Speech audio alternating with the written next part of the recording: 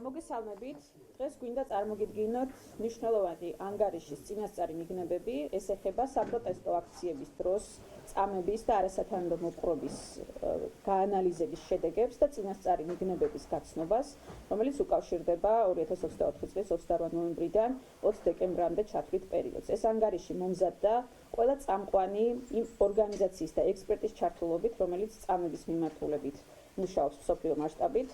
ჩამოსული იყო საქართველოში ვიზიტით კონსორციუმის წევრი ორგანიზაციები და მათი წარმომადგენლები, რომლებიც ადგილზე აფასებდნენ მიმდინარე მოვლენებს და 2024 წლის 10 დეკემბრიდან 24 დეკემბრის ჩათვლით წამების მსხვერპლთა რეაბილიტაციის საერთაშორისო საბჭომ დამოუკიდებელ სასამართლო სამედიცინო ექსპერტთა ჯგუფთან ერთად ასევე წამების წინააღმდეგ მსოფლიო ორგანიზაციასთან ერთად თბილისში ვიზიტისას ადგილობრივი ორგანიზაციების პარტნიორების ჩართულობით, ადგილობრივი პარტნიორები გახლავთ ახალგაზრდა იურისტთა ასოციაცია, GCRT და ადამიანის უფლებათა ცენტრი და ერთობლივი მუშაობის შედეგად და იმ მტკიცებულებების გაანალიზების შედეგად დადგინდა ის მნიშვნელოვანი პრაქტიკა და ის მძიმე პრაქტიკა პრინციპში, რომელიც წამებას უკავშირდება და არასათანადო მოპყრობას.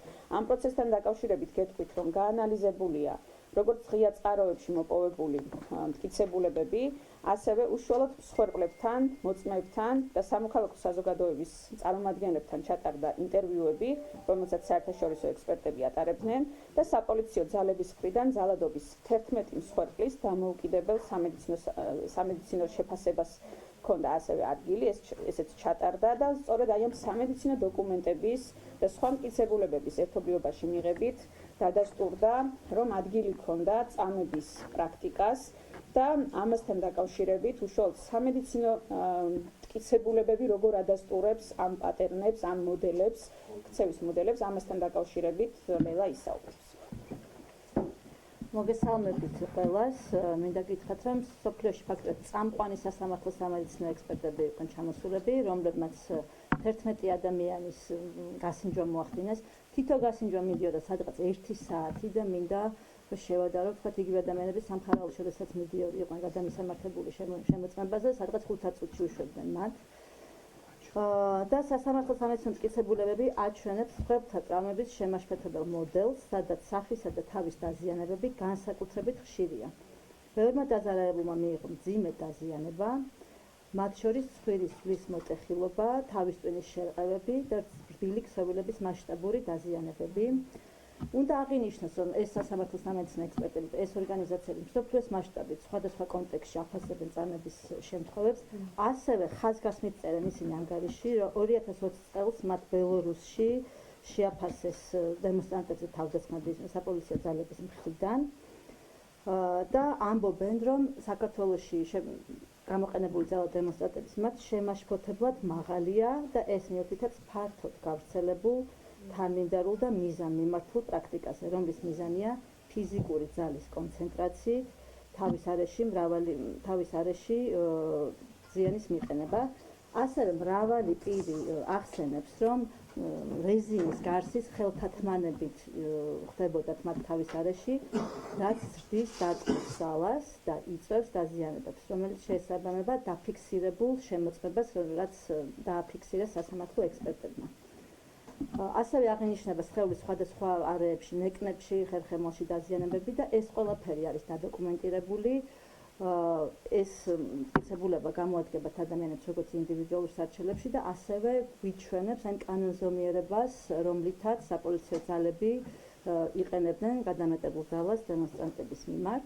გარდა სასამართლო სამედიცინო შემოწმებისა რეკომენდაციებიც გასცეს საერთაშორისო ორგანიზაციებმა და თამარი წამოგვიდგეს ამ რეკომენდაციებს.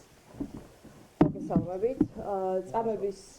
წამების საწინააღმდეგო კონსორციუმი, რომელიც შედგება 6 საერთაშორისო ორგანიზაციისგან და რომელთა პარტნიორებით საქართველოში 3 ორგანიზაციის სახით ვართ წარმოდგენილი, მიმართავენ ასევე საერთაშორისო ორგანიზაციებს და მათ შორის წამების წინააღმდეგ გაეროს მომხსენებელს, რათა მოუწოდოს მან შინაგან საქმეთა სამინისტროს გამოაქვეყნოს ამომწურავი ინფორმაცია საპროტესტო აქციებზე რეაგირებისთვის მობილიზებული დანაყოფების შესახებ, ასევე გამოყენებული იარაღისა და ინსტრუმენტის შესახებ.